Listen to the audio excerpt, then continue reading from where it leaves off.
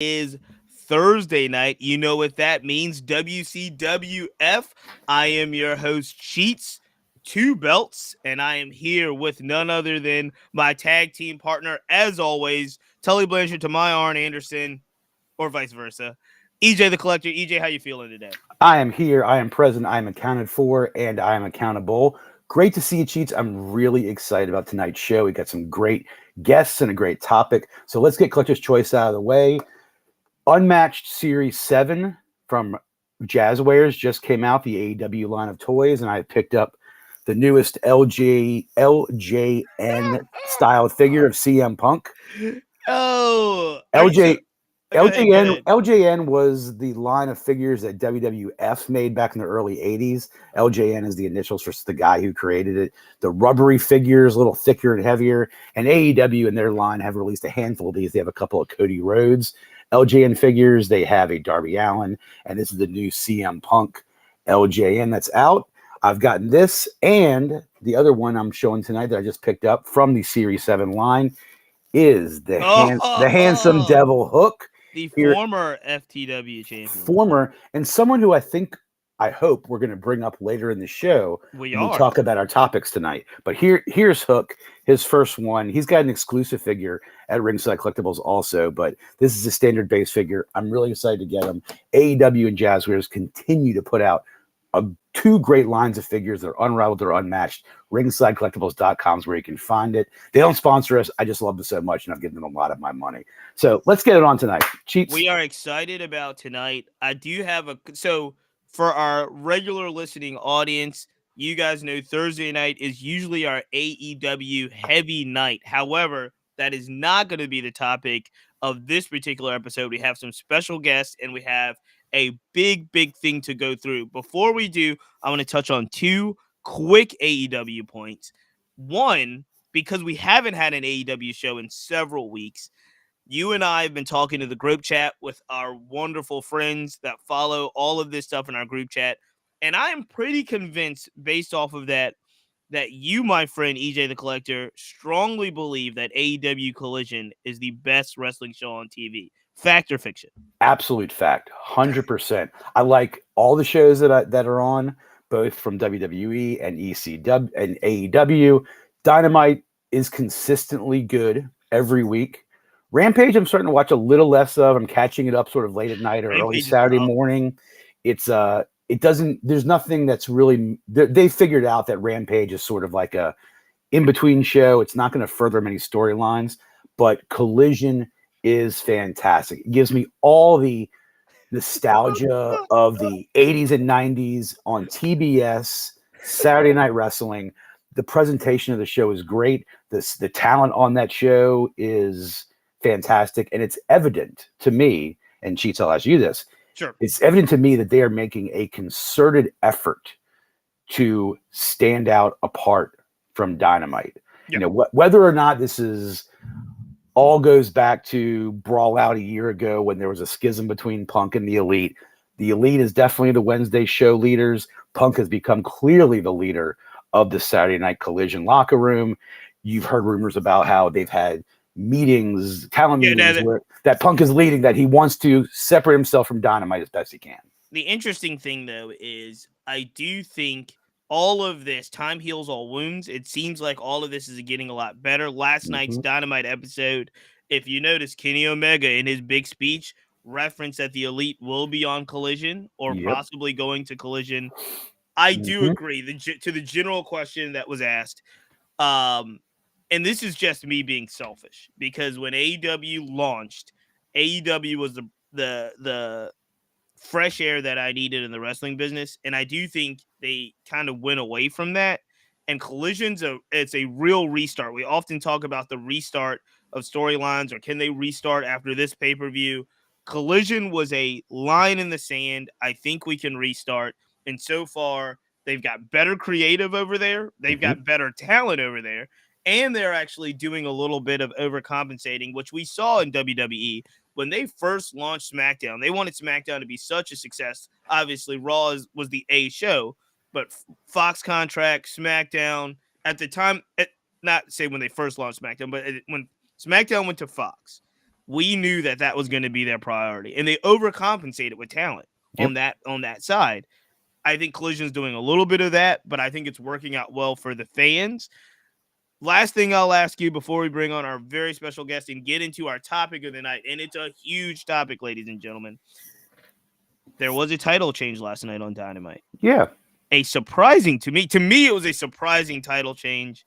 I did not see it coming, and pleasantly surprised because I love Hikaru Shida. But are you surprised that Toni Storm dropped the belt? What's the bigger story here? Shida winning the belt or Toni Storm dropping the belt? It's a good question. I hope the answer turns out to be Shida winning, because she is, I think, someone who's has been overlooked a little bit. And this is in the last, say, year and a half. Shida was the women's champion during the longest running champion they had. During the pandemic, when they were out of Daly's place, to empty arenas, she was the one carrying that title. As AEW has really grown in the last year with both acquiring talent and being featured now on 3 different television programs, Shida was doing some other work overseas. I think she also was battling some injuries. I am glad they have brought her fully back into the fold, all the way up to the title, because I am not surprised she won the title in the main event last night. I actually called it sort of at the beginning of the main event match, because this was a very celebratory anniversary show. They did a lot of reflecting back from the entire history, and it felt like they were honoring Shida with a main event match. It's not that she's not deserving of a women's title, but I think this was done to sort of show that AEW and maybe even the women's division has kind of come full circle in that sort of restart mode you were talking about. I don't know if there is any other story behind Toni Storm dropping the title. Haven't heard if she's injured. The storyline she's having with Ruby Soho and everybody else, maybe it's because they really want to put Storm and Hayter together, and Hayter doesn't have a timetable to return yet, that they wanted to transition to maybe a different story. I don't know anybody who doesn't love Shida. So I think it's great that she won. Who knows how long she'll carry it, but I think for a lot of reasons, it was the right decision to make, put the strap on her last night. Well, we're going to put a plug in the AEW talk. We are going to have a big AEW show next week. I believe we'll have some special guests, and I believe we'll have our old co-host. Not gonna overstate, but I know our old co-host Megan Heel and Heels. I spoke to her today. She is chomping at the bit to talk to AEW, and said she wanted to do it next week. The reason we're putting a pin in the AEW talk, there will be some AEW talk in this topic, but we have some very, very special guests who are joining the program. One of them has been on before, and one of them is brand new. Ladies and gentlemen, Draped in Gold podcast, Real Jack Farmer, Flobo Boys. Welcome to Wrestling Chat with Friends. Yeah, hey, glad to be here. Thank you guys so much for having us, and thanks for having Flobo back. Yeah, we've taken the risk once. I think we're going to take the risk again. Flobo is back. Welcome back, Flobo. I'll take it, man. Where's the hot mic? Give me a hot mic. She sounds like you don't know when to walk away from the table. Right. We survived one time. Gentlemen, we're so glad to have you here. We heard a little bit about the journey of Draped in Gold in the podcast the first time Flobo joined us. However, for our audience, because we're going to get into a really, really big topic, but before we do, tell everybody the elevator pitch, if you will, about what your amazing podcast is, how it came together, and where you're going with it. Hit him, Jack. No, this is your job. You're the play-by-play guy. Oh, damn. So the elevator pitch, I always tell people, it's NXT talk meets First Take, right? There's a lot of wrestling shows out there. We take a fresh perspective on NXT, which is whether you think of it as a third brand or developmental or a hard 2.0 reset that was kind of hard to watch for a while. There's so many characters that we love, so we come together and we argue, we bicker. We really want to show love to a brand that doesn't get like the spotlight it deserves. Yeah, I think something that at least we try to do a little bit differently than a lot of other review shows too is we focus basically on what you see on camera. We don't get too far into the weeds about we don't use words like booking very often. We don't get into things like where their contracts at and stuff like that. We really kind of treat it like a real sport when we watch it, and we try to focus on this is just what we're seeing on TV. We don't talk too much about well, so-and-so needs to get pushed or whatever. We just say, hey, this person won this week. What's next? Yeah. And I think that's something that we try to make it a little different that way. Gentlemen, I'm taking notes as you speak. Hey, it's Pat Pending. What are you doing? I say that because WCWF is always in the weeds. Yeah, we're on the other side of that. So that's refreshing to hear that you guys have takes like that, and to a fan who has either been turned off by dirt sheets or by rumor and innuendo, I would say tune into you guys, because you guys are just giving like the what's happening on the screen, as you said, and I think that's excellent. Oh yeah, and we do it in a way that's good for smart fans too. Like Weird Al said, "Dare to be stupid," right? So like, you could be the most smart fan you want, but for 45 minutes on Wednesday afternoons or mornings, you get to be dumb with us. You know what I'm saying? Or at least I get to be dumb. I'm not sure. I definitely dare to be stupid on that show. Well, gentlemen, it is an honor to have you both. We are getting into a very, very huge topic, and this is a perfect topic to have you both on your podcast on, because the history of your podcast not only goes through, I guess it started with NXT UK, right? Yeah. And now it also focuses on NXT. ESPN, the worldwide leader in sports, that first take that you mentioned, right. ESPN is the home of that. So their combination, I think it's a combination of journalists that they have. There's two of them. That worked on a pretty remarkable list, if you will. And I love these lists because lists are great for debate. They've listed the top 30 wrestlers in the business under the age of 30. Again, I think that your podcast and you gentlemen are amazing to talk about this, because a lot of these under 30 next generation, kind of the next big stars, or in some cases already the biggest stars, came through NXT. They came through NXT UK as well. So we'll talk about that. EJ, you already know some of the biggest stars that we've seen have already really come through a lot of the ranks. We often talk about who is in that next tier, right? We've always talked about who's the legends, who's the hottest right now. We spend a lot of time talking about who's 25 and under, 28 and under. What's that next tier, and can they carry the mantle? I don't want to bury the lead, so I'm going to start at the top. And EJ, I know you're excited about this because you're on record. You're on record saying that you think the number one pick on this list, and there it is. He's got his own version of the Triple B coming out. You had it stashed?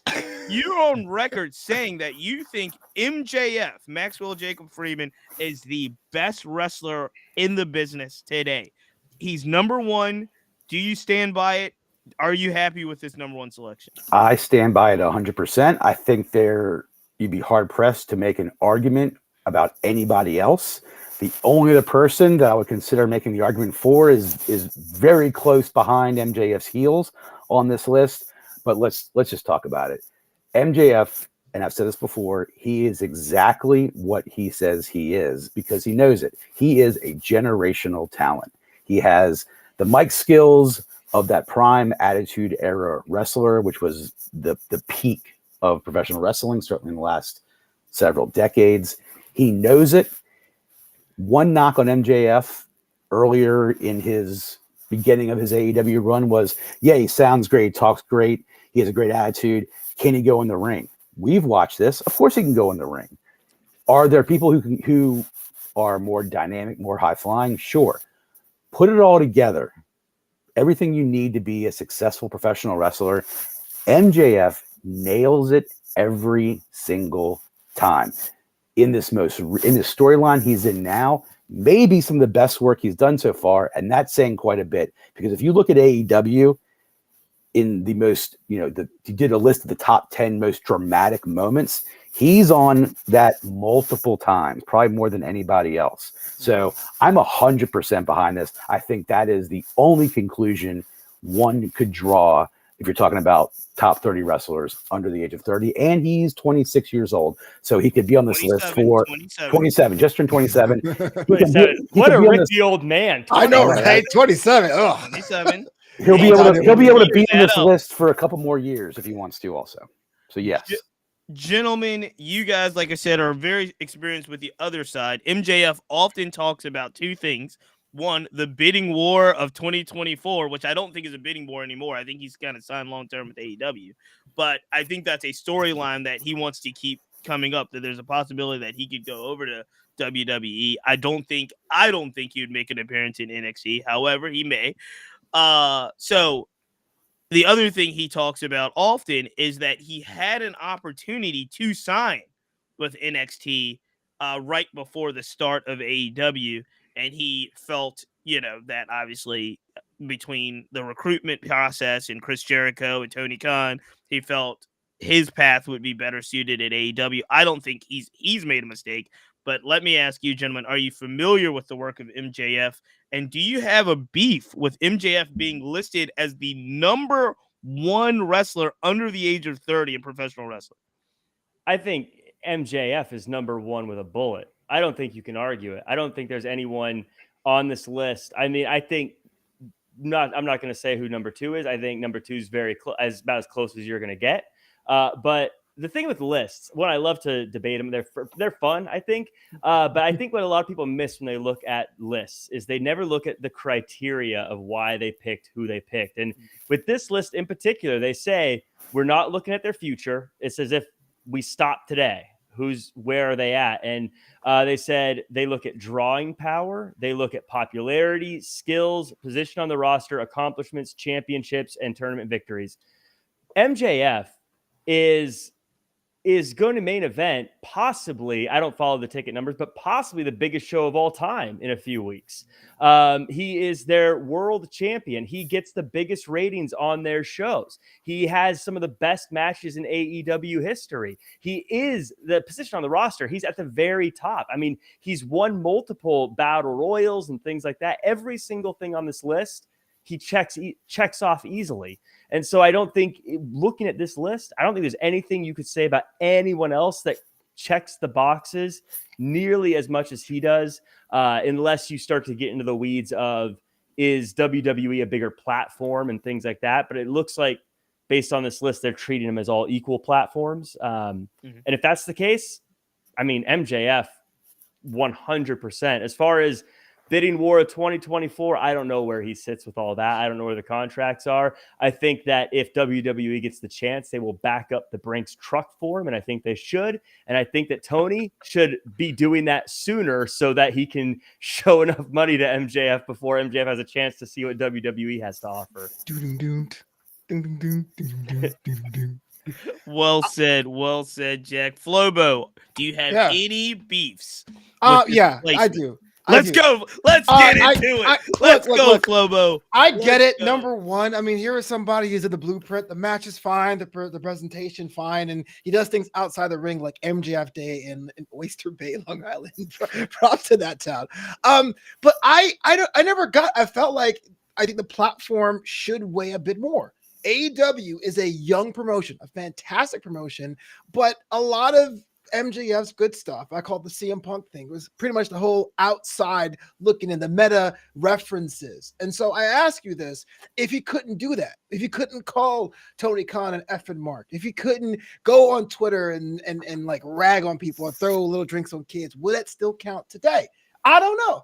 Top 5, definitely. Top 3, I'll give it to you. But number one, it's a stretch for me. It's a stretch for me. I'm sorry.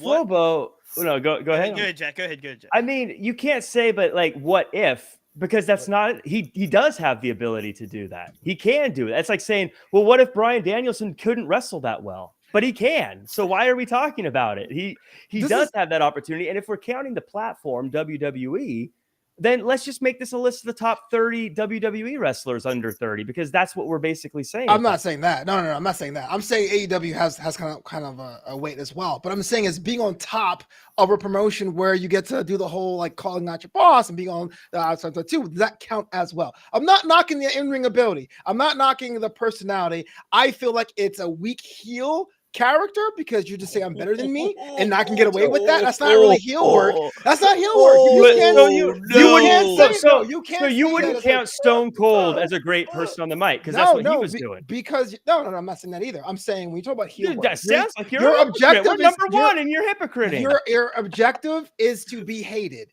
Right, your objective is to have you people go boo. I don't want to see this guy. But every time NGF comes out, it's like, oh man, what a heel! He's such a great heel. And I wonder, are you doing your job correctly if everyone still loves you if you're the bad guy? That's his job is to sell tickets, and he's going to have the biggest show ever. So you don't believe in alignments, then? And there's no such thing as heels and faces. Then. Does that not matter? Playing a role in a show? It's about selling tickets. Here's the thing.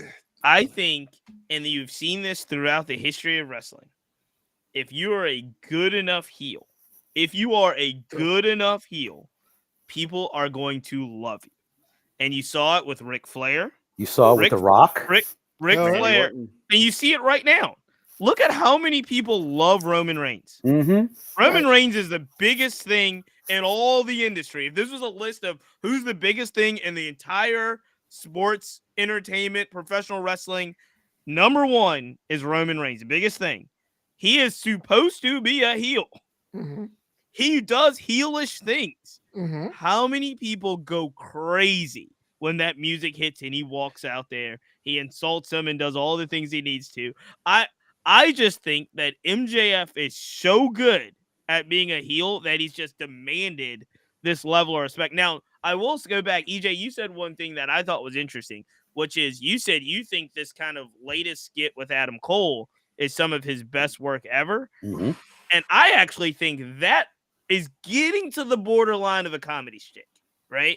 Like that one, I'm talking about I'm thinking like an intentional comedy. Now, everybody knows MJF's going to turn on him. He's going to be an asshole. It's going to be great. He already's teasing that it's coming. So we're very excited about it. We know it's going to happen. But some of the like fake bromance type of thing, I think gets that. I don't think that's his best heel work. I think that when that devil came out, right? When he made that return at the Casino Battle Royal, and we were like that level of like hate, like, oh my God, it's here. Because we were waiting for it for so long. That's the kind of I hate to love you, MJF.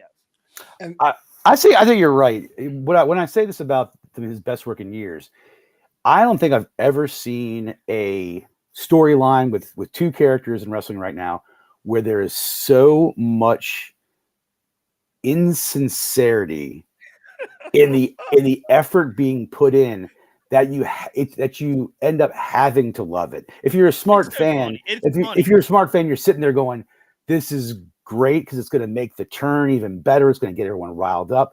And the fact that they haven't done it yet, that they even have gotten more schmaltzy in the last week, it's even better because I think what'll end up happening is when it does pay itself off, MJF people will be hating at him again because Adam Cole, I think, is truly a face right now.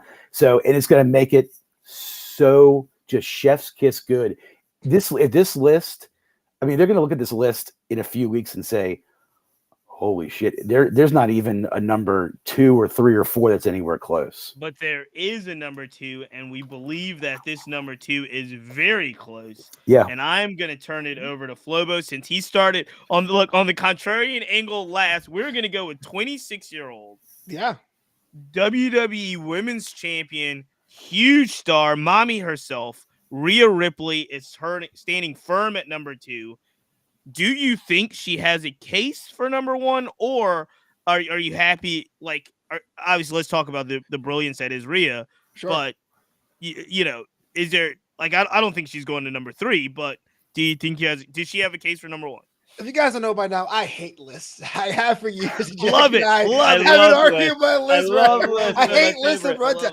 It's a hard thing to say. My issue, but just real quick, about MJF was not so much that he shouldn't be first or the bottom, is where it stacks up. Rhea Ripley, had this list came out a year and a half ago, I would say I don't know. all the potential in the world, never really hit. But she dominated in NXT UK, dominated in NXT, and in Raw as well. Granted, 3 promotions under the same umbrella. I'm not sure how much credence you give that. But here is somebody that comes out and doesn't have to wrestle on that Roman Reigns type level, and there's still a reaction, whether good or bad. She is definitely a top female under the age of 30. Is she a top compared to MJF? I think it's close. I would give her the edge personally, but I know that's not going to be popular in the chat here on WCWF. Do what you feel, Flobo. I feel Rhea Ripley on top.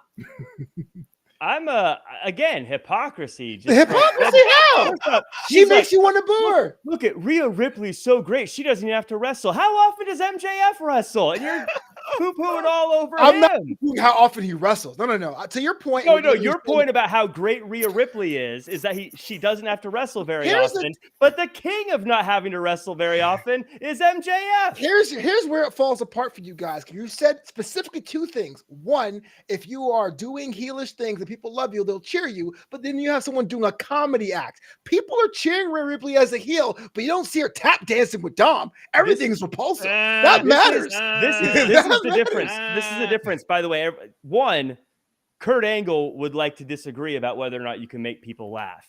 He made people laugh all the time, and he's one of the all-time greats. It's true. It's true. But also, here's the thing, and this is why I don't like to look at into the weeds and just what are we seeing on TV. This is what a lot of people aren't going to like, and this is where I'll get hate. MJF's not a heel right now. MJF is a face. Sure. We are fantasy booking what happens next. We are projecting. What we see on TV is not a heel MJF. He's a guy that has overcome bullies and is learning to mature. I'm going to see you outside for the show. I swear. Look, no, but like watch if you watch his promo just last week, he said, "Hey, I was a bad guy. I'm trying to be better." Adam Cole is happy for him, gave him what he promised. Now, yeah, do I think he's going to turn later? Yes. But we're not to that part of the story yet, are we? Right now, I love it. We are still in the part where you number 1 on this list. Supposed to be. He's not supposed. Everyone's like, well, they're cheering him. He's supposed to be cheered by now. Right. That's what his role is. He is a face. We think he's a heel because we're outsmarting ourselves. He is a face right now. Will he be a heel in a month? Probably. But right now, he is a face. So he should be number 2. I agree with you. As far as Rhea Ripley goes, this is a list. Mommy. We're looking at 1 and 2. We're splitting hairs. So before we get into this, just know I'm gonna say my reasoning. Rhea Ripley's fantastic. She like this. I'm gonna make it sound like I'm poo-pooing on her because I'm comparing her to number 1. She's wildly talented, and I think she deserves all the accolades. But my biggest thing with Rhea Ripley, Flobo, you kind of alluded to it. A year and a half ago, she was lost.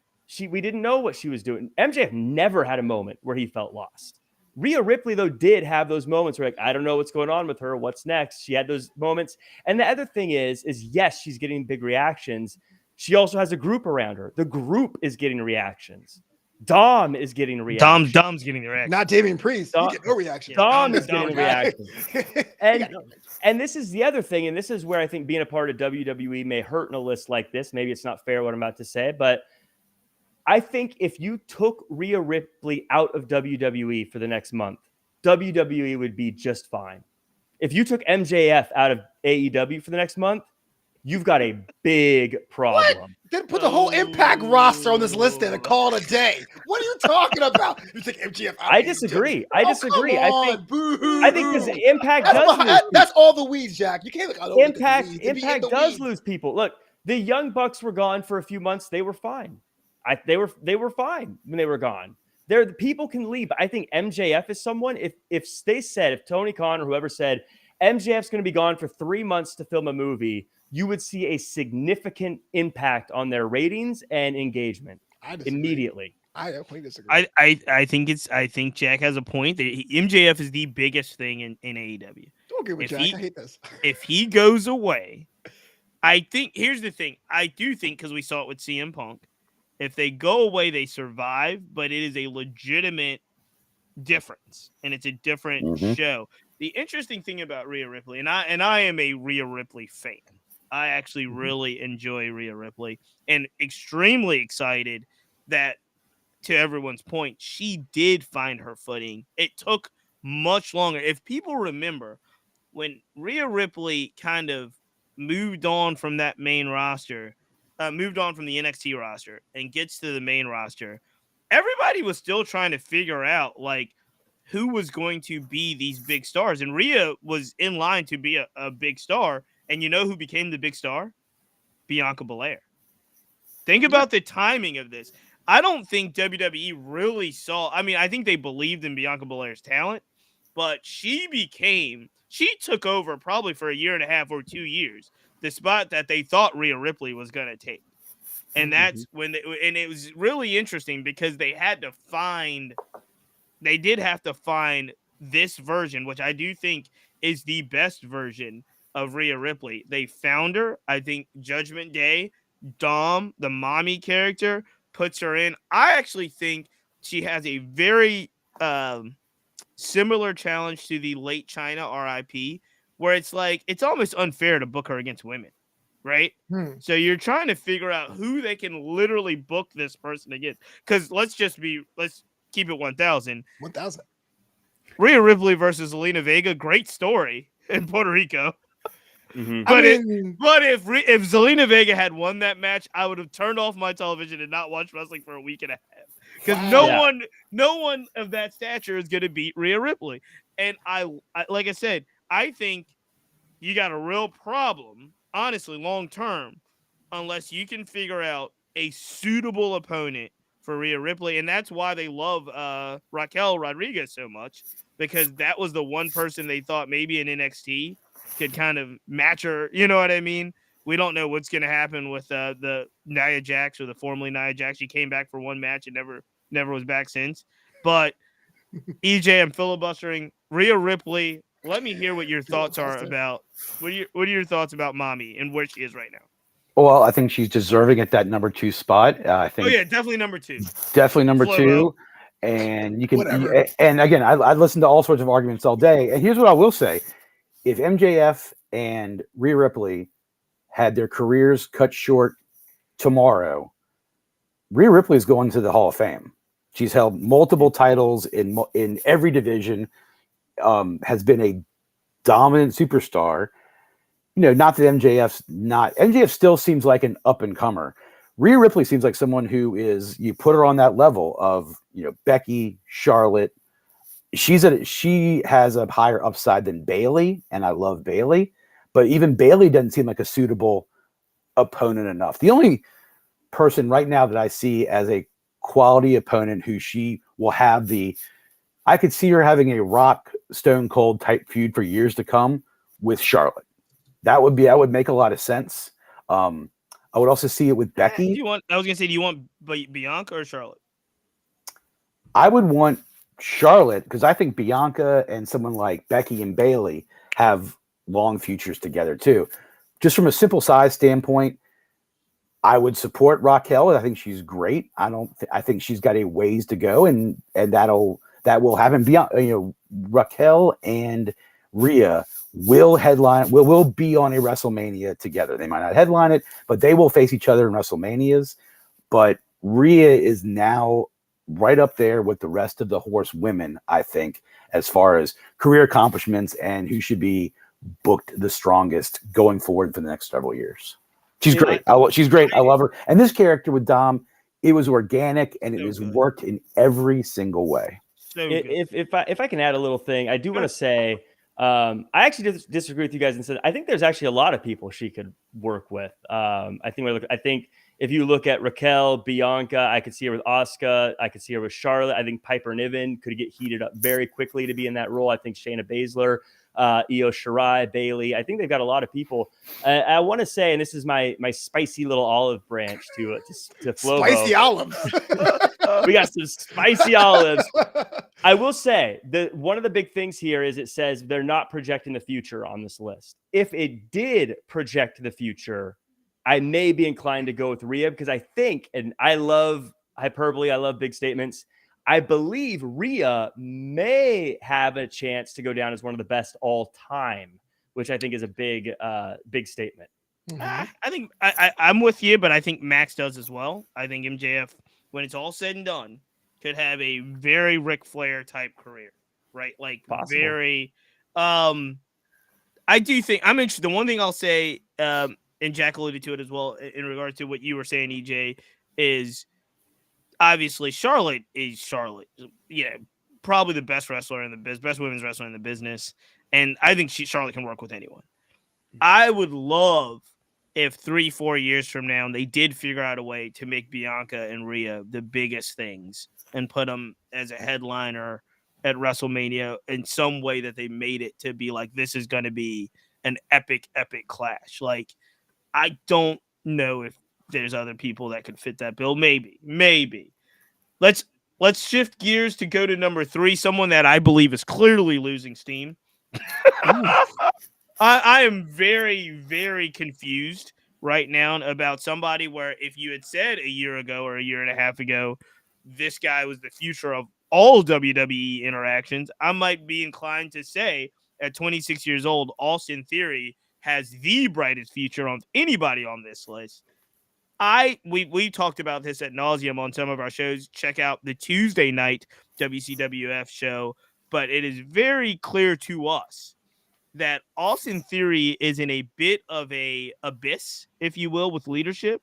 It seems as if, as always, Triple H was not a huge believer in what Austin Theory could bring as much as, say, some of the previous leadership before Mr. McMahon got fitted out. I think it has affected his creative. And now we're sitting at a place where if he's a title holder, if he's not a title holder, we don't really know. We don't see him that much. And we need to figure out, I think it's fitting that he's number 3 on this list at 26 years old, but I also think he's in a very, very peculiar situation right now. And what do you think, EJ?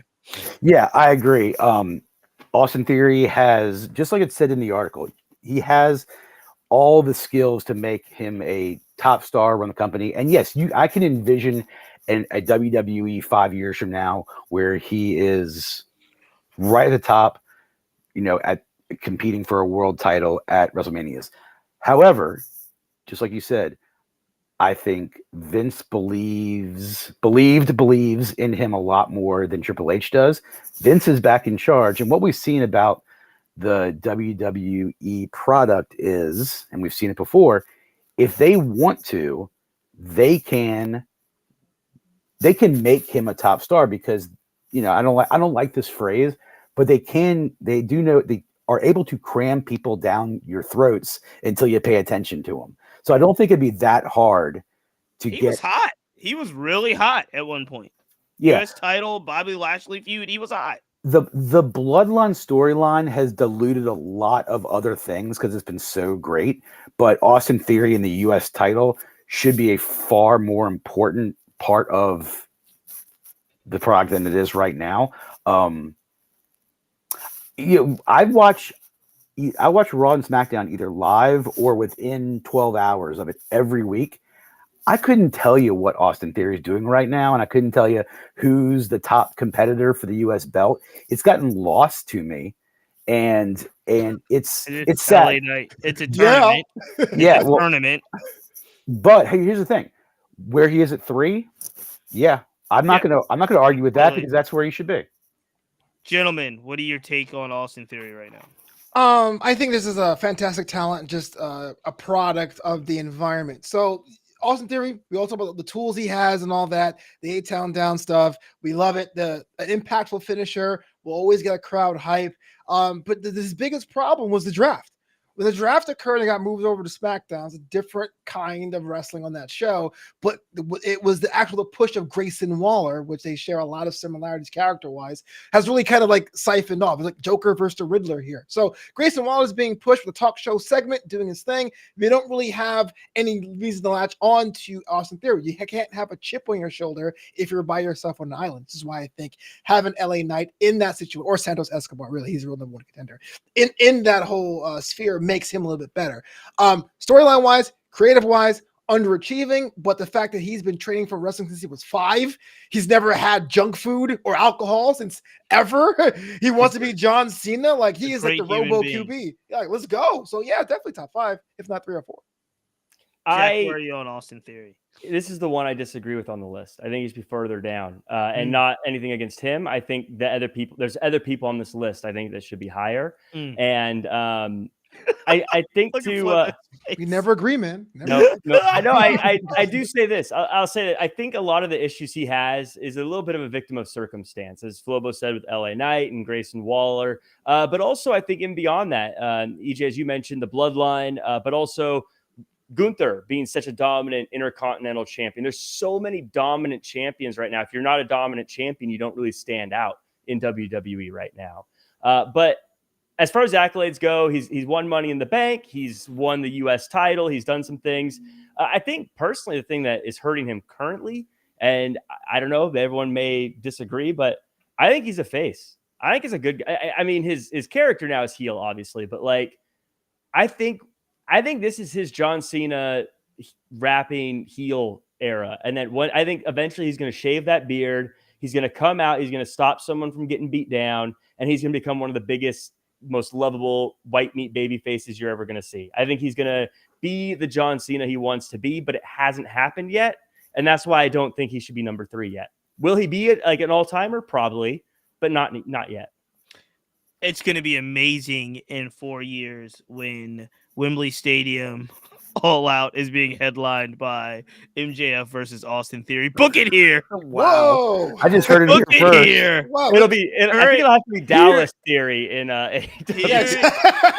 Amarillo Theory. Yeah. Love it. Hear it here first. Because I'm letting you know MJF versus whatever Theory. Fort Worth Theory. Blood and guts. You gonna book Wembley again? Love it's it. gonna take. Is that Atlanta conjecture? I like it. Hey, so really, we're gonna speed through some of these because we couldn't look. We've got 30 of these and we got through 3. So let's say I do want to talk number 4. We're gonna go through the top 5 for sure, but number 4 is somebody that a lot of people may not be familiar with, especially if you're on the other side of the aisle, if you will. Number 4 is an amazing 26-year-old talent. I'm going to say it wrong, but I call him Vikingo. AAA, which is obviously the Mexico's largest promotion. We've seen him now a lot recently on AEW TV, Ring of Honor TV. And if you do follow the indies, GCW is probably, I don't know, somewhere in the 4th or 5th biggest indie promotion now. You see him there as well. If you've seen it, that this is one of those things where it is very hard to explain until you've seen it live. And what I mean by that is I can tell you what a luchador is. That is not what happens here. It is, I don't know how to describe it, EJ. I mean, it is luchador on steroids. It is, Ray Phoenix. One of I've been on record talking about my love for the Lucha Brothers. This guy does things that I don't even know if Ray can do, and it is phenomenal to watch. Now, some of the setups, even if you watch Dynamite last night, Commander and Vikingo, they had a tag team title match where the high spot of this match is both of them on each turnbuckle, walking the rope, holding hands, and backwards moosawing against Aussie Open, which you look at that and it's unbelievably unreal that they even pulled it off. But that's the level of like choreography you're getting. I'm going to start with EJ because I know he is as familiar. How do you say the name? I don't want to screw it up anymore. Well, I would say it is El Hijo del Vikingo. Vikingo, amazing talent. Yeah. Number 4 on the list. What do you think about him? Do you think it's too high, too low? I don't have a problem with it, especially when you look at maybe 4 through 10. Anyone who's had these spectacles with Kenny Omega already, where it is like must-see TV to watch this 26-year-old go against arguably one of the best in the world. He hasn't had a lot of TV time, which might make people question this decision. Again, I've seen him a few times. He reminds me of what he does in the ring, reminds me of the best of when you used to watch Ray and Eddie and Hoovy, in 1997 I would go on record and say I think he's better. On a Random Thunder, like the stuff he can do. He can do all that stuff. Plus, there has been this sort of evolution of luchador wrestling where it is a lot of trapeze across, which I'll be the first to admit doesn't always do it for me, but I will sit back and appreciate it and love it and say, wow, these guys are insanely talented to be able to do that. I wonder how much time they spend in a practice ring working on that. It must be hours and hours and hours. So I respect it, but yeah, if we keep going back, Jack, you said this, like if this is not a future prediction rank list, then I have no problem with someone as supremely talented as him being that high up. I will say this. Let me say one thing, and then we'll go to the fellas here. No matter even in wrestling, even if you're a wrestling fan, there are times where you are busy and you're doing something else. And I don't care who's in the ring for the most part. Like, I mean, like we said, Roman's the biggest thing in wrestling. I'm going to watch a Roman match, but I might, my kid might come in and I might have to do something. I don't know. Every match of this guy, I stop, I pause it. I don't leave the room. If I do have to leave the room, I come back and pick it up exactly where I left off because I know he is going to do something that makes me drop my jaw and say, how the hell did he do that? Whether it's, again, I say it too, I'm not the biggest choreography flippity flip guy. I mean, I like it. I enjoy it, appreciate it for what it is. But I have never seen a situation where it's like every match, if this guy's on, I got to stop what I'm doing. If I do have to leave, I'm coming right back. I'm rewinding it because this guy is phenomenal. And like we did talk about the criteria, and this is where Flobo was mentioning, how do we weight the brands, right? This guy has been a long-running AAA mega champion. So he's held, if we're evening out the playing field with like promotions, which I don't know if you really can, he holds the pedigree in the biggest promotion in Mexico. So, gentlemen, you have the floor. Have you seen Vikingo? I'm gonna say it wrong. Yeah, I've seen him live, and I agree, he's incredible. And he does a lot of incredible stuff as well. I have to confess though, I haven't seen any of his stuff in AAA. I don't really follow Triple H, so I don't know.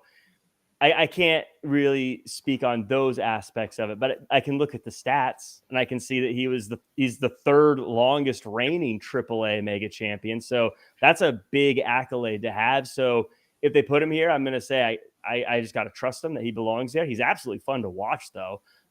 Must see. We'll see. Yeah. Well, actually, it's pronounced triple R. Look, top 10. I said I don't watch it. What do you want from me? I gotta get a one win tonight. Dang it! No, I'm floundering. No, top 10 definitely not argument. Number 4 is kind of high, and I understand you can't take pedigree away from anybody. He does though. The first time I'm reading the list is by scrolling down as an American. I go, oh yeah, I kind of forgot about him. Now I know, like, my own personal ignorance, maybe I don't really have the pulse on household names. I think that comes with time. So yes, you talk about future, he can be number 4, no doubt in my mind. But to have him over some of the ones in the top 10 is kind of suspicious to me.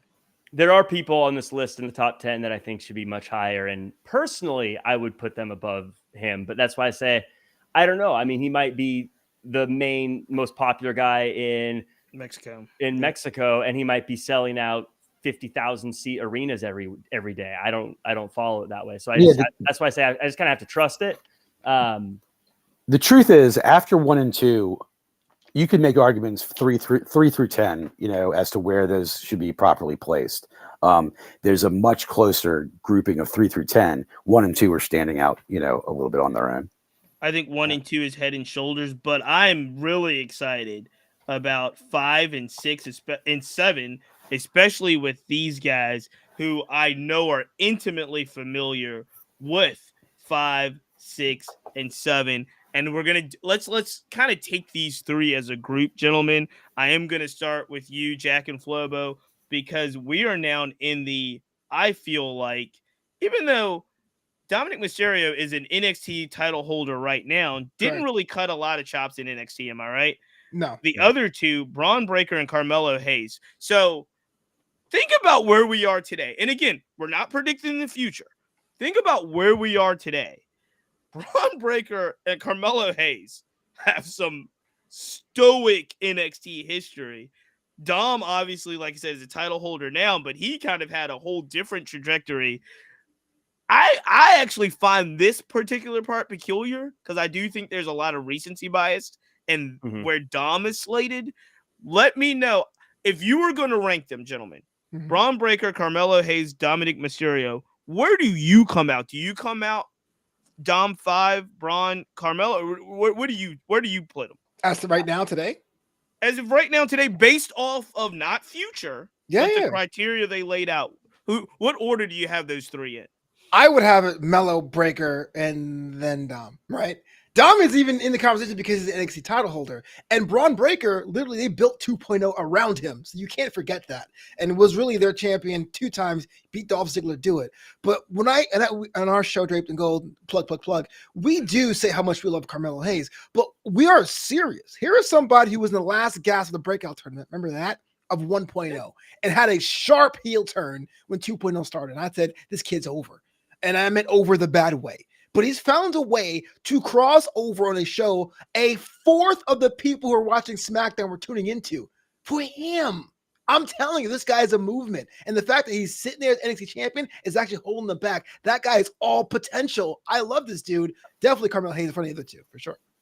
Flobo, I can't believe I'm saying this. We agree. Oh, damn. We agree. Well, I can change it around. We agree. No. I mean, I'm gonna be honest. Like, I love booing Dom just like everybody else. He shouldn't be number 5 based on the criteria. Does he get the biggest reactions? Absolutely. But when you look at accolades, he just won his first singles title. He's, as far as like, is he selling tickets and stuff? He's part of a group. Same thing with Rhea. He's got a bunch of people around him to help build that and do that. He's a great talent, getting great reactions. Again, great future. But right now, number 5 over some of the people on this list? No. Carmelo Hayes, though, for me, I'd have him at number 3, personally. I'd have him way up higher. I think, to Flobo's point, I mean, he was a North American champion. He made that championship feel like the number 1 championship on NXT when he had it. He has banger matches. He has the best promos.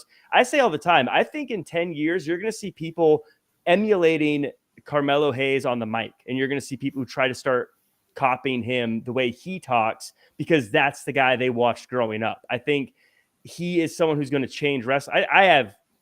I believe Carmelo Hayes is going to be one of the all-time greats. And now he's the NXT champion. I mean, he's someone who will sell tickets to an NXT show. He is someone who has a ton of accolades. He's great in the ring. Every one of these metrics, he blows it out of the water as well. Braun Breaker also does a lot of that. I mean, now some people may argue because he was the NXT champion first and they built the brand around him. Maybe he's higher, but I put Carmelo, but I still think Braun Breaker's up there. Long reigning, dominant NXT champion. I'd put him way ahead of Dom Mysterio based on these metrics. I'm feeling so validated by two guys who clearly know so much about NXT, and I would agree with this. That Dom was the first name that I was looking at this list that said that is way too high. He is slated way too high. Recency bias. Now, does that take anything away from him? No, he's fantastic. He's the most hated man in wrestling right now, and that says a lot. And that's something he should be very proud of himself for. There's video of a backstage with Vince is giving Dom a hug and say to go out there to get that reaction. That's a big deal, and he's right. But what he has done. Kudos to him all the way. When I look at Braun and I look at Carmelo and I take in what I've observed from them when I watch them on TV, what the feeling I get online, I couldn't agree more. If I was making a list, if I sat down to make a list, I probably would have put Carmelo at 3 also myself, just because Iho DeVicino wouldn't have crossed my mind immediately, and I would have put him higher than Austin Theory for sure. So yeah, I think Braun Breaker is probably right where he needs to be, also in that halfway in that top 10 list. I wonder. I mean, you're the right guys to ask this. Like, is Braun in the right place right now? Should he have gone to the main roster sooner? Because I feel like that. I wouldn't say that there's been a peak yet. There's no way there's been a peak with Braun Breaker. But like, did WWE already swing and miss at an opportunity? And there's going to be a little bit of rebuilding now. Because if you debuted him. Is he carrying cross? Is what you're asking? No, not no one deserves that. But, no one deserves if you debuted him the Monday after Raw on the main, or the Monday after SummerSlam, or after SummerSlam, if you debuted him next Monday, does he get the same reaction as if you would have debuted him 6 months ago? I think so. I think he'll be fine at any time they bring him to the main roster. But I do think that it's time for it to happen. I think the Braun fatigue that people are having on NXT is, I've always said, it feels like he's playing the game on easy in NXT. I feel like his stats are too high for NXT. The way he's been used is he's a guy whose stats are all at 100 and everyone else is in the 80s. So when he has a match, like when he has this match coming up with like Von Wagner, like Von Wagner doesn't have a chance against Braun Breaker. Come on, he's Braun Breaker. Like when he's building all these matches, like Braun Breaker's outstats this guy. You got to put him with guys who I can go, ooh, that'll be interesting. I think he's already cleared the house at NXT. That's the reason why I don't think he should be brought up. See, for the same reason I'm going the opposite way, because when he was a face and that dominant champion, the fatigue came quick. He's great, but he doesn't really hit the way the same. He's not really that guy I like. Why is he not called Rex Steiner? And so they're developing him as a heel, and I would rather have him beat down Von, someone we would learn to be sympathetic towards, and then come up at least so we know we should even waste our time investing in them, or it will be the carrying cross situation. TikTok. I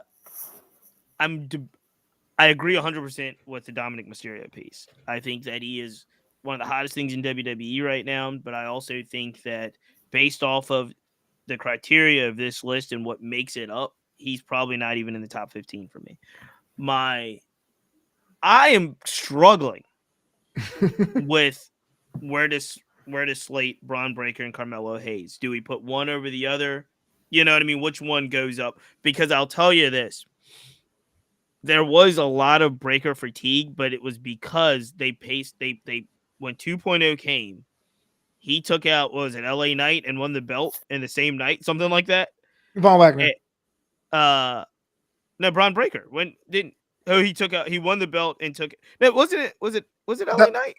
Who was the opening segment of NXT 2.0? LA Knight was the number one contender and got taken out, but they put Von Wagner in the match, and Von Wagner ate the pin. Yeah. Okay. Yeah.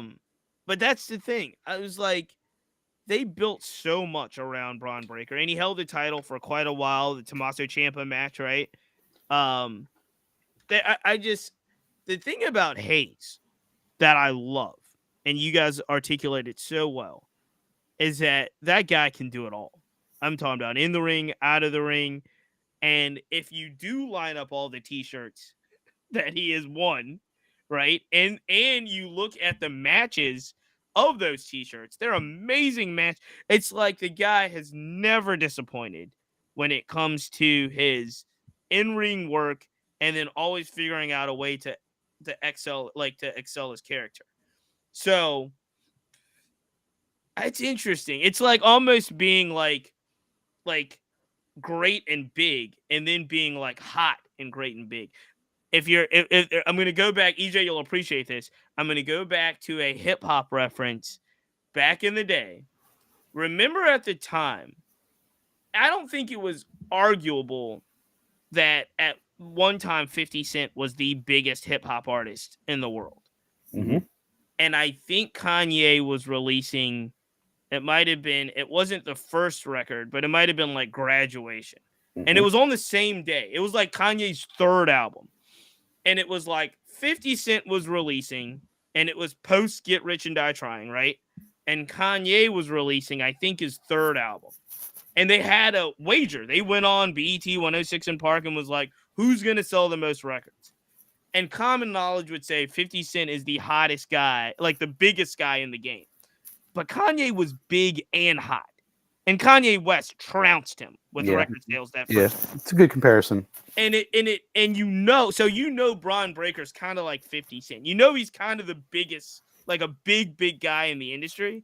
But Carmelo is not only really good, but he's also really hot, right? And he has this momentum. So if I'm ranking him, I'm going to go Melo, Breaker, and again, I don't think Dom is even in my top 10. Another person that we're looking at number 8 is not in my top 10 either, and that is Takeshita. Takeshita over at AEW. They also list him at DDT. He's gotten a really big push just recently with the Don Callis group, if you will. I don't think he was kind of a hired gun for the Blackpool Combat Club, and he did some battling with the Elite. It's kind of weird. It was one of those things where they kind of, they're just trying to make fetch a thing, I think, in my mind. Yeah. And it was like they kept pushing Takeshita on you. And I was like, yeah, he's really talented. He's young, but it never really connected with me until I guess he did, turned super heel and was with BBC. And I'm like, all right, I kind of like this. And then he went right like with Don Callis, and I was like, I'm off it again. So, him being number 8, fickle. No, I'm just kidding. He doesn't hold any of the accolades, I don't think, of the that would rate the criteria. So, I mean, obviously talented. They list him at 28 years old. He's great physical specimen, but I do not think especially when you look at number 9, I don't think there's any way that you put him in the top 10. EJ, what is your thoughts on Takeshita being number 8? Interesting. Since you just mentioned number 9 also. Love number 9. I really like Takeshita. I think if he wants to have a big feature in Japan, he'll have that. If he wants to have a big future in AEW, he'll have that. But he hasn't had it yet. He hasn't had it yet. I think he's somebody. Top 10. Right? Yeah, I know. And I guess I definitely paid less attention to the criteria when looking at this list. Like, it was all about feel for me. Like, oh, okay, I see that. I feel that. Yeah, it makes sense. I love that. It has to make an element of sense to me. And Takeshita is somewhere between 8. I wouldn't slot him any higher than that. If you had Takeshita at 14, all depends on who else is in that list. But like, I'm okay with him being sort of in that list. To me, he feels like a top 10 guy for the future, even though this wasn't the criteria. To me, he feels like a top 10 guy if you looked at what wrestling might be 5 years from now. I have no problem where he is. And, we can start this right now.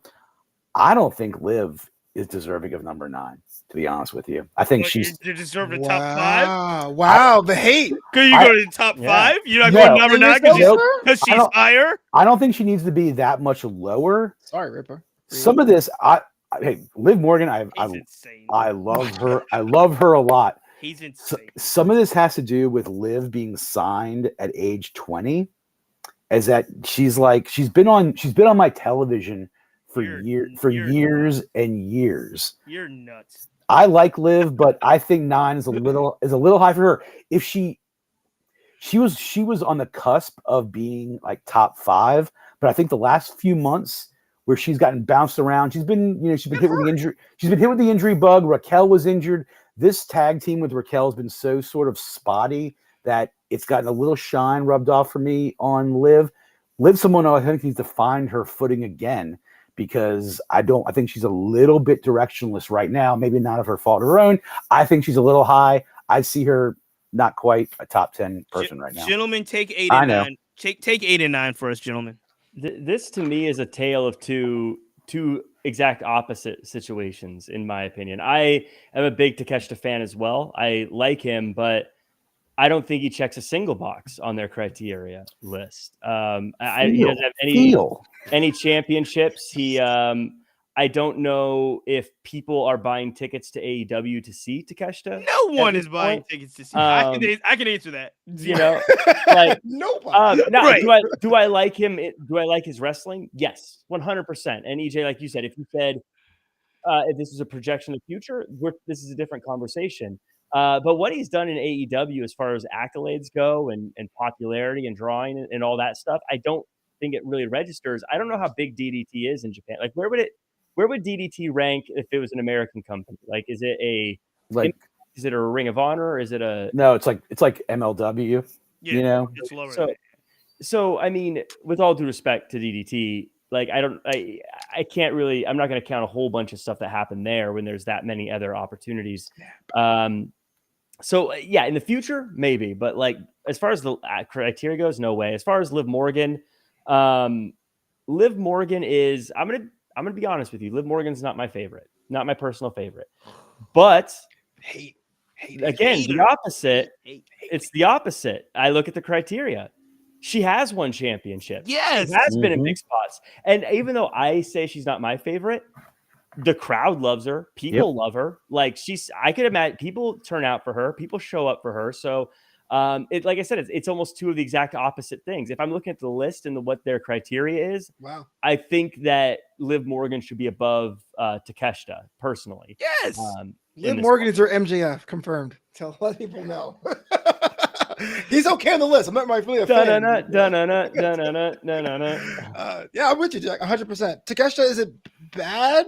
I mean, if it's on the list, I'm not going to argue it, right? Because definitely, these are kind of the entries where if you argue, it's like you don't watch wrestling, bro. But it never doesn't move the needle. No pun intended for me. And that was really the first person I had to go and say, is he under 30? He has a lot of like road miles, city miles on him, you know what I'm saying? But Liv Morgan, her injury history was to be the one detracting, I would say. She was never healthy for an extended time, which is, I think, should count when you talk about legacy and being the top 30 in the 30. But like I said, I'm not going to argue it either because there is that she's won championship, she's done WrestleMania, et cetera, et cetera. So they're fine where they are, but it's kind of like all right list. Let's keep scrolling. But I would say, though, there are people not on the list I was thought at 9. Like you look at Roxanne Perez, who was also signed at 20. I think she's a lot further along than Liv Morgan now. Hot take. I'm actually surprised Roxanne Perez isn't on the list now that you she was in the honorable mentions, which I think is criminal. That doesn't Roxanne Perez definitely belongs on the list. That was one of the ones that stood out for me. I am shocked and dismayed at this Liv Morgan hate. Because I think I am so impressed with Liv in the fact that you're right. I think it took her so long to kind of find her footing. And when she did the Becky Lynch beef and the Becky Lynch promo and the whole story about like, this is, you were my hero type thing. And now you didn't think I was ready. And now I'm winning belts. And like, I even like kind of the Harley Quinn, like I'm psycho type. I'm such a big fan of Liv, and our other host that usually comes on Tuesday nights will probably kind of hate me forever for this. But at one point, I thought Alexa Bliss and Liv Morgan were almost indistinguishable. Like they're basically the same person. TG would hate me because he's a huge Alexa Bliss fan and would never put but now obviously Alexa has gone away and doing other things, but I think that Liv has really ascended to a place where if you're buying tickets today, you're gonna buy a ticket over for Liv Morgan, which I would have never said that. I think a while. I still don't say that. So I think so. I think so. I'm extremely impressed. Yeah, I'll go on a limit, and I'll change from my original opinion. If you've beaten Ronda Rousey 3 times, then you should be higher than Takeshita. And the psycho and the psycho Liv, taking a bunch of pain and losing her mind, taking Spike Dudley hits and then being like, I'm back. I'm Team Liv. I'm Team Liv. Heavy. This is like when the Catholic Church tried to canonize saints. I have no idea there were so many believers in Liv Morgan. Holy crap. No, yeah. Liv Morgan's popular. Like I said, maybe not my cup of tea, but like if you said that this many people bought tickets to see Liv Morgan, I'd go, I believe it.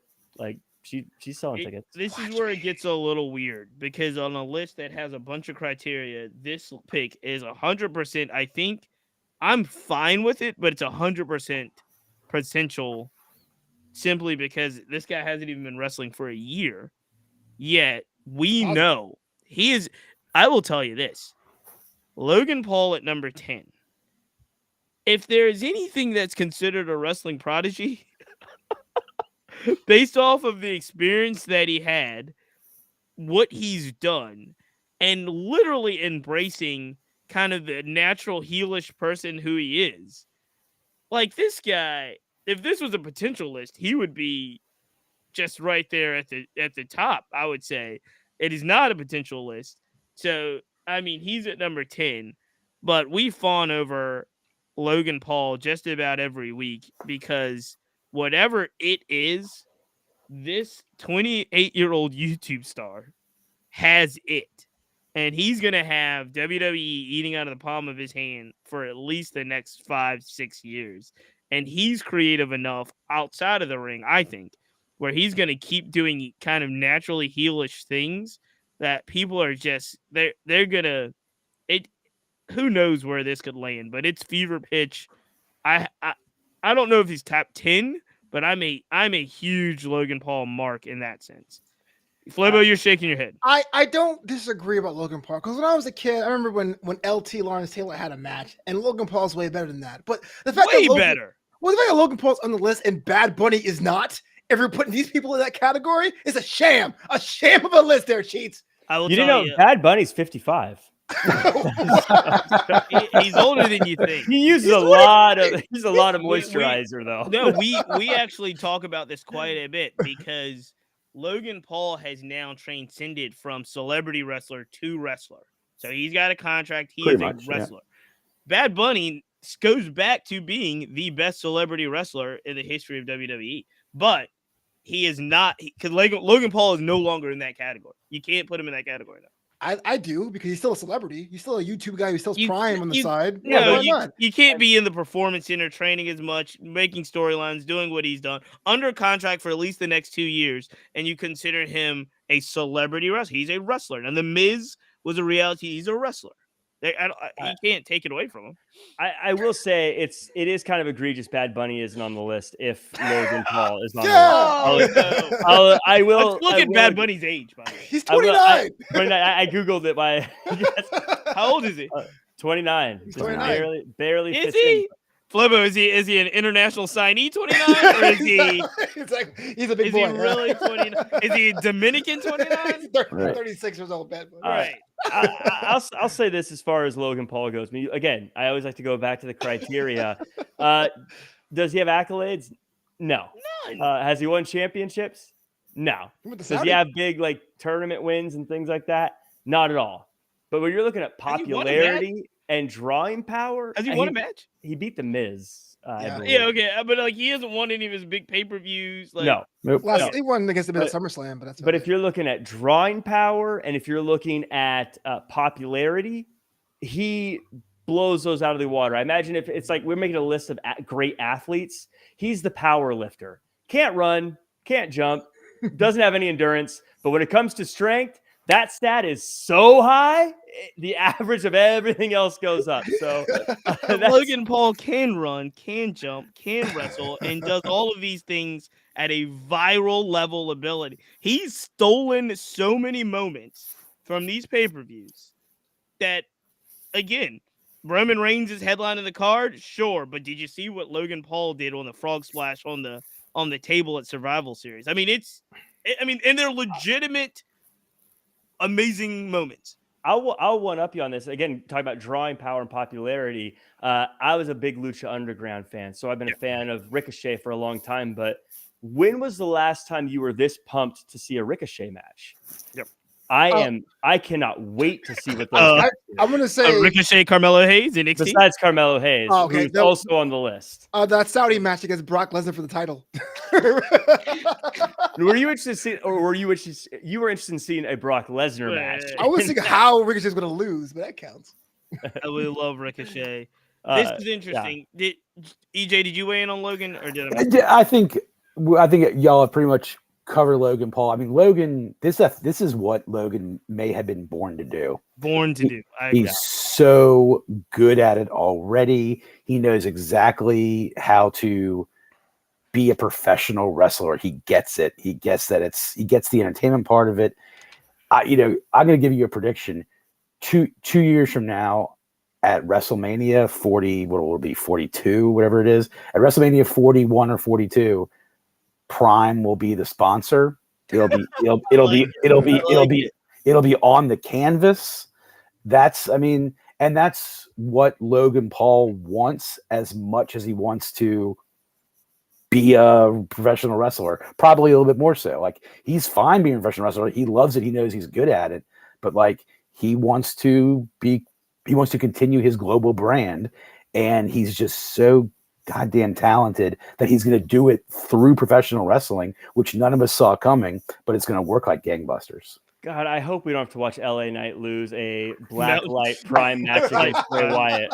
Yeah, it's almost there. That's what I was right with you on that one, Jack. I was exactly where you were.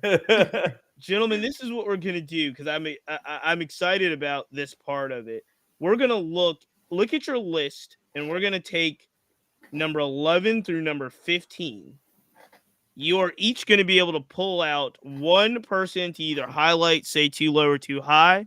I mean, if it's the same person, you can. We're all going to pull the same person. Do you think so? I don't think so, because these guys, I know who I'm going to pull, and I think I know who you're going to pull, EJ. I'm going to let you start, though.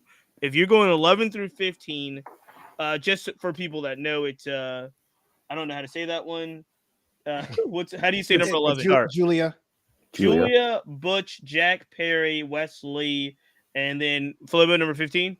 Tommy, there you go. See, that's why I didn't do it. Jack, you see that? I set him up.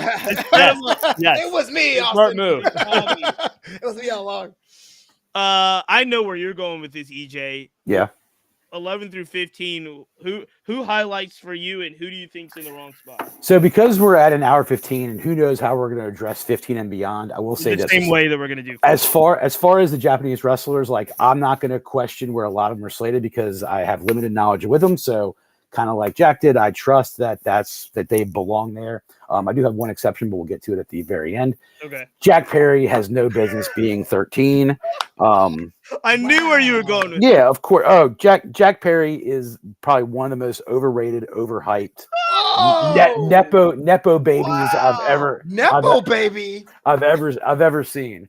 R.I.P. Luke Perry. Go ahead. Yeah, he has not moved the needle for me whatsoever. Going back to even, there's nothing he can do that Elio Divicino, Commander, Ricochet, Sammy Guevara, the pillar. He's got nothing. Jack Perry has nothing special. I was saying over a year and a half ago that they missed that pillar is not what they think it is. I am not on the Jack Perry train. Does he belong in the top 30? Sure. He's a talented professional wrestler, but I see him 23 to 29, somewhere in there. Jack Perry is way, way overslotted, in my opinion. All right. There you That's go. it. Flobo Yep. and Jack, who do you think in the top 15? Who do you want to highlight? Flobo, you take it, because there's two that I think you might take. I'm curious which one you'll take. The only ones that are left, but let's talk about the inaugural, or let's say the second WWE NXT UK champion and Butch, Pete Dunne. Granted, I wasn't a fan when he became Butch. Jack and I would go back and forth on how I hated that name because that means something else. But you talk about how strong the bitter end was. And before Walter going 685 days with that WWE UK title, we thought that was going to be the best title run ever at the time. And this guy's been wrestling since he was like 16, 17 years old. He's a wily veteran, able to slot into a gimmick, which if you do that in WWE, you get like more opportunities. Look at Max Dupree. Got to give it up for Butch, man. I think number 12 is a decent spot for them. Probably would have them higher myself, maybe like 8 or 9, but it's a good spot where they are. I personally dislike Butch, and I will tell you this. I was okay with Pete Dunne in the NXT kind of black and gold brand situation. No. I was okay with Pete Dunne. The Butch thing, I get it stereotypically why they did what they did in the main roster with him. It does not connect with me at all. Never has, even to the name. I can't say that I remember. I don't know all of the NXT UK run, and I know it was historic. But the Pete Dunne I saw was wearing suits, like showing, like I just liked that, like I liked what I saw on the Black and Gold brand before all of this stuff. That is not who I want to select, though, because I think Wes Lee is grossly underrated on this list. Really? I do. I am actually it saddened me quite a bit recently when he did drop. Didn't he recently drop the NXT North American title? To Dom. The number 5. Yeah. That guy, to me, I am so impressed with what that guy did. Because again, at one point when the tag team came in, it was an MSK, MSK, yeah. MSK. I will say initially I didn't understand the history and I didn't know exactly who they were, and they debuted in the tournament, right? Wound up winning the tournament twice, right? The tag team tournament that they have there in NXT. Yeah, but this guy was so impressive. I think through his tag run, and then obviously, his solo run, I think has been really, really impressive under really sudden and abrupt circumstances. This guy's now like, I just love everything he does, and he's held gold. He's held tag team gold. He's held NXT North American title gold, and I think he's been a really, really strong champion. I would move him up on the list. I'm a big fan of Wesley. Yeah, I don't know the other two, so I'm going to talk about the 3 you guys picked. And I got to say, based on who's on the list, I'd agree about Wesley. He should be higher based on who's ahead of him. Jack Perry, he's tough to pick for me. I like Jack Perry, but again, looking at the criteria, he's one of those guys, if you said he was at 25, I'd go, oh, that makes sense. So like, it's hard to say he deserves to be this high if I'd be okay with him at 25 also. I don't really know where I would put him. As far as Butch goes, his time in NXT UK and in NXT was fantastic. As Butch on the main roster, I think everyone would agree not quite the same. I do have a finger wagging to give to Flobo, though. Of course you do. Talks about how AEW is not as big as WWE, but then he's like, well, Pete Dunne was so good in NXT UK. Like, to be fair, he was at TakeOver New York, which is one of the biggest takeovers of all time. Again, it's just a little bit of there is no wise picking and choosing when he thinks it's okay to NXT though. Certain things. You know what? I can't do this. Well, this guy was the Evolve champion, and they partner with Fury was the Evolve champion.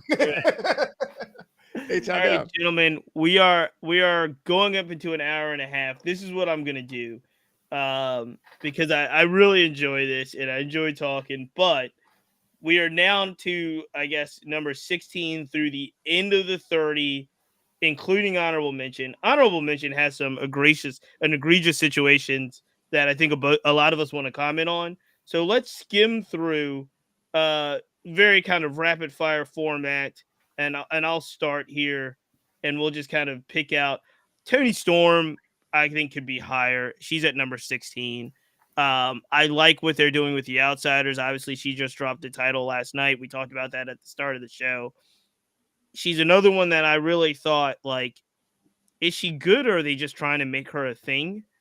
I am convinced now she's a little bit better than the Thing. I don't know if she's as good as some of the other folks that came over to AEW from WWE NXT in particular, that always, I kind of unfortunately, fairly or unfairly, kind of linked Toni Storm with the formerly known Amber Moon, currently known as Athena. And so, but to be as young as she is, she's 27. She's held gold. She's got that interesting angle. I think that she could be higher on the list. The only other person I'll mention as we go into the 30 is one of my favorites in AEW as well, Jamie Hayter. I think she should be way higher on the list. Jamie Hayter sits at what number here? Number 19. I think that's way too low. I think that not only did she hold gold valiantly, I think she is over. She kind of was one of the interesting thing about AEW, I think more than any of the other promotions, is that they kind of, because Tony Khan is such a fan, he kind of goes where the wind blows. And what I mean by that is, people like the Acclaimed, people like Jamie Hayter, they might not have been slotted for stardom, but the fans, they made themselves over with the fans. And now, like, they gave basically Tony Khan figures out how to give the people what they want faster. And that's what happened, I think, with Jamie Hayter. So those are the two that I would pick out: Tony Storm, Jamie Hayter. EJ, where would you go on the list as we kind of close out the top 30? So here's what I'm looking at. When I look at 16 through 20, Storm, Dragon Lee, Bandito, Hayter, and Wheeler Yuta. If you told me that was 9 through 14, I could kind of get down with that. I think Hayter and Jack Perry need to immediately switch numbers. Hayter really is 13. Perry should be at least 19. I do not like Jack Perry.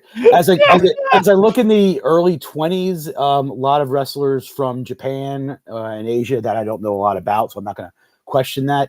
I like that Jordan Grace made this list. I like her a lot. I think she's got, if she can, if she signs with another organization, I feel like Impact is where she has always sort of been, but I'd love to see Jordan turn up in NXT, in AEW, wherever. You won't. The rest of this list, I don't have a problem with. These are all people I know. I think Tyler Bate at 28 is probably slotted too low. He should be higher up, perhaps. I think him and Pete Dunne are both, fantastic, talents who started in the UK. Daniel Garcia at 29. I acknowledge that Daniel Garcia has to be on this list, so I'm fine with him being 29 and back there. And again, when I look at Shota Umino at number 30, like, I don't know much about him, but if he's already sort of been in programs, if he's being chosen, was he the one chosen by Moxley at some of one of the pay-per-views, or he was the choice? Anyway, Shota and John Moxley have had some history. And I think if you've already done some programs with Moxley, you probably maybe need to be higher up. I want to just quick mention, and again, we can talk about the honorable mentions too. Yep. I want to get my biggest snub out of the way now. Hook. Hook. Lee Moriarty. No, Hook. Lee Moriarty. I think Hook. We're looking at criteria. Hook's been a champion. Yeah. People have tuned into Hook. Yeah. Hook was like really the next big thing for a good long while. Yeah. He hasn't done much to lose that. So the fact that he didn't make this list, nor did he make the honorable mention when he was, and they mentioned Jack Perry taking the title off him, so it's current enough that, like, I think that is a complete omission and snub not had to have Hook anywhere on this list, because he may be one of the bright spots in AEW a couple years from now if he stays in AEW. He is, I think, someone who would probably be coveted by WWE in the future. That might be a great place for him too. He can't talk. He hasn't talked. Doesn't mean he can't talk. He hasn't talked. We'll see. But the list overall, I think, was decent. We've talked about, like, some of the where we, especially in that top 15. But overall, like I said in the group chat earlier, like, I definitely have some questions about the placements. But overall, I think they've covered it. With the exception of Hook, they've mentioned pretty much anyone you think should be there. This, and I'll say something that our buddy TG mentioned. Darby Allin, Will Ospreay, and Sammy Guevara are all 30 years old. If this list was 6 months ago, and all of them recently turned 30, this list would be a lot different if it was done even 6 months ago. Because some guys who had just turned 30, were not considered. But maybe they should be. So especially those three guys, I'd point out. Darby. Darby was one I didn't see. I was actually shocked when I didn't see Darby. Yeah. I was like, oh, okay, I had to Google it. Just turned 30. Sammy just turned 30. Will Ospreay turned 30. If Will Ospreay was 29, he'd be we'd have a real discussion about whether he's one or MJF is one. He probably would be one because he's probably the best wrestler on the planet right now. So anyway, I like the list. I'm glad it was put out. I'm glad we were able to talk about it.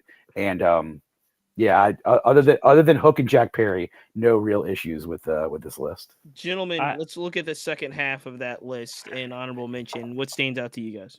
My big, I think, it's not a snub because she's on the list, but I think someone who is criminally low on this list and should be higher is Deonna Purrazzo. Mhm. I mean, she's had 3 reigns as the Knockouts champion. She's had it for 531 days. That's dominance. Like, if we're assuming these companies are all same, we're getting rid of the fact that WWE is the biggest and some of the other ones are smaller, then there's no reason she shouldn't be higher. Yep. She should be up there top 10. She should be made top 5. I think she should be one of the top people on this list. Now, these guys wrote this criteria and then literally kind of did a list the way you would normally do it. They didn't really follow this criteria. Because also if we're saying that will impact smaller audience, then this entire list gets turned upside down. And like I said, then it should be mostly WWE people at the top, because there's no way Logan Paul's 10 and Purrazzo's 25.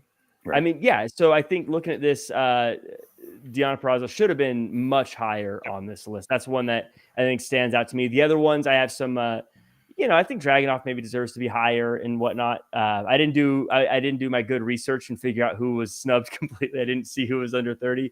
So I don't have a lot of good picks there, but I think Purrazzo is the one that stands out to me that I'm like, yeah, that she should be higher up. Well, I got to go back to my UK bag. I thought Dragunov will at least get a ticket to 10 through 15. The 2 matches against Walter. The first one I thought was the first time people actually sought out UK, the promotion. The second one was like, holy crap, they beat the hell out of each other at NXT TakeOver, I think 2021. That was the weekend of SummerSlam. So that was kind of low for me. I remember Masha Slamovich's win streak.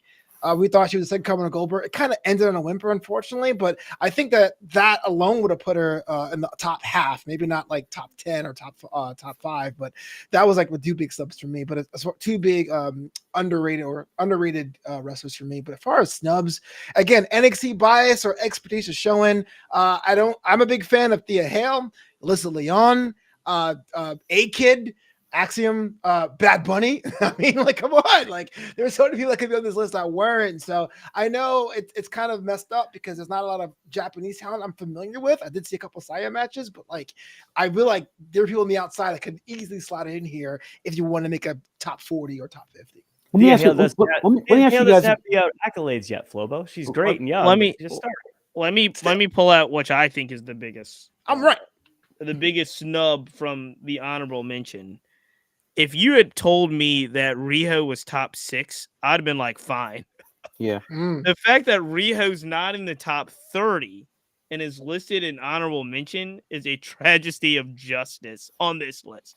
And it does show, I think Riho being listed in honorable mention is a bigger like problem than Hook not being on the list. That's how strongly this woman beat Nyla Rose to become like, you know what I mean? Like, who hasn't beat Nyla Rose? No.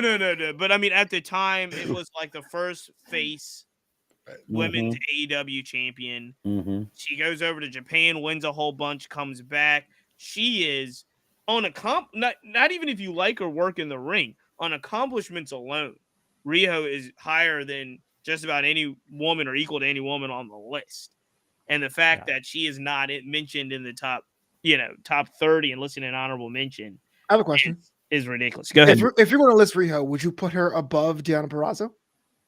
Riho and that's tough because I think Purrazzo deserves to be way higher. I'm with Jack on that. But if you told me both of them were higher, if you told me both of them were under Rhea Ripley as the top woman on this list in any order, I'm probably not fighting it. Like, I mean, I mean that. Again, we're talking way higher than, Liv Morgan and Jamie Hayter and some of, like, I'd have to go back and see who else women-wise was slotted in there. But Riho and Purrazzo both, I think, should. Toni Storm. Riho should be higher than Toni Storm if we're looking at Purrazzo. And Purrazzo should probably be higher than Toni Storm, too. So that one throws me off. And then, obviously, we cannot have a WCWF show without Cheats mentioning Leo Rush. I came to collect. Love this song. Because Leo Rush, who probably doesn't deserve to be on the list, but I just wanted to mention him. Shout out Leo Rush. One day you will host you on this show. We really appreciate your work, my brother. Uh, with that, gentlemen, we are coming up on an hour and a half. So it was a super duper episode for us. I love lists. I know a lot of people don't love them, but I love lists just for this reason, because I love the dialogue that it sparks. I love having a conversation with you both. Final words. I know it's Draped in Gold Wednesdays, and it's live stream. People can follow on tons of platforms. Tell us a little bit about where they can follow and catch the show live. Oh, yeah. So live every Wednesday afternoon at 1 p.m. Eastern or 10 a.m. Pacific. And that's live streaming on YouTube, Facebook, Twitter, X, LinkedIn, and Trovo live. But also the audio version is available at drapedingold.com. If you're on that Spotify or that Apple, 5 stars what we need, baby. So make sure you hear our show and review. And we'll listen to Jack and I bicker week in and week out about NXT. And why Noam Dar is a sham and it's not the Heritage Cup champion. Like an old married couple we are. And by the way, just so you guys know, I don't know, they haven't made, if Flobo hasn't made it clear, Nathan Frazier is the interim Heritage champion. Don't do this. Noam Don't Dar, bring this here. the real Heritage Don't champion. bring this here. Nope. Never beaten for the title. I'm disgusted by what Flobo says, just assuming that you can just call yourself that because you beat someone who's not even the champion. Anyways, yeah, follow us at Draped in Gold. This list, I gotta say real quick, this list is disgusting overall. I mean, I don't know about you guys. Super kick. Happened? What? It's ending hot. I don't know what you guys. I'm sitting here thinking, Tyler Bate, I've been watching for 100 years wrestling. He's only 26 years old. I feel so old watching. Like, look at this list. Like, what have I done with my life? These guys are so 7 years. successful. That's hilarious. Gentlemen, thank you so much. Ladies and gentlemen, make sure you guys follow, subscribe, leave those 5 stars or both. Real Jack Farmer and Flobo Boyce, the mayor, will be coming after you. Until next time, gents, thank you so much. EJ, another great one. It really was. And like, I'm going to look at this list again tonight. I'm going to try to like figure out where they should all be slotted again. Like there was a whole bunch of more questions about NXT, even like, cause like, I feel like maybe the women of NXT might have been underappreciated in this. And I'd love to get their takes on some of them, you know, like Roxanne Perez and, you know, Tiffany Stratton and Nikita Lyons. Like, did they be on the list? And we'll question a lot of it, but yeah, I think ESPN overall did a good job, and they definitely got the names out that need to get out because these are, you know, people under 30. Wrestling's different than like a lot of other sports, you know. In most other sports, like if you're in your early 20s and your mid 20s, that's when you're peaking. That's when you're at the top of your career. That doesn't happen for wrestlers until their 30s. Yep. So we're looking, you know, this really is, even though it wasn't part of the criteria, it really is sort of de facto like who's the future of wrestling, you know. So, and we should look at it as such. Well, we're gonna have to leave it there. Thank you everybody for listening this week. We are gonna count this thing out. 1, 2, 3. Until next time.